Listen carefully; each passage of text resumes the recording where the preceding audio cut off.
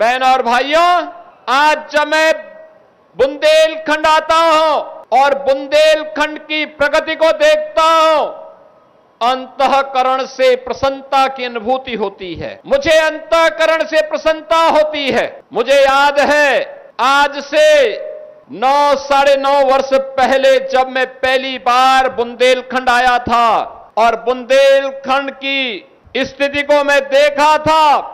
मुख्यमंत्री बनने के बाद आदरणीय प्रधानमंत्री जी ने भी मुझे कहा था कि आप जब बुंदेलखंड के दौरे पे जाएंगे तो पहला दौरा प्रयास होना चाहिए कि बुंदेलखंड का हो और बुंदेलखंड के लिए कुछ किया जाना चाहिए। बहनों और भाइयों, तब मैं सोचता था क्या होगा, क्योंकि बुंदेलखंड के पीछे यहां का पिछड़ापन यहां के पलायन का कारण बना था। यहां के नाम पर पिछड़ापन इसका पर्याय था। पलायन और प्यास बुंदेलखंड की पहचान बन गई थी।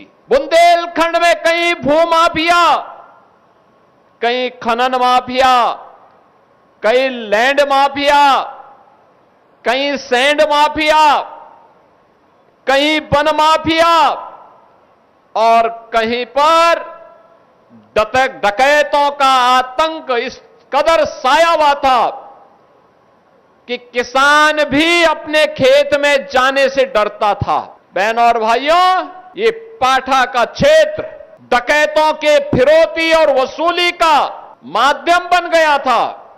न कनेक्टिविटी थी, न पेयजल की सुविधा थी, न सिंचाई की सुविधाएं हो पाई थी, न नौकरी थी, न रोजगार था, न सुरक्षा की कोई बेहतर व्यवस्था थी। थाने में एफआईआर भी नहीं होती थी। नौजवान प्लान कर रहा था, अन्नदाता किसान आत्महत्या कर रहा था, व्यापारी भय के साए में जी रहा था, बेटी असुरक्षित थी और वह बुंदेलखंड अपने अस्तित्व के लिए जूझ रहा था। बहनों और भाइयों, प्रधानमंत्री मोदी जी के देश के बागडोर संभालने के बाद आशा की किरण जगी और जब प्रधानमंत्री मोदी जी के आह्वान पर बुंदेलखंड वासियों ने, प्रदेश वासियों ने 2017 में उत्तर प्रदेश में डबल इंजन की सरकार बनाई। आज मुझे आकर के अच्छा लगता है, अब बुंदेलखंड बेहतरीन कनेक्टिविटी से जुड़ा हुआ है।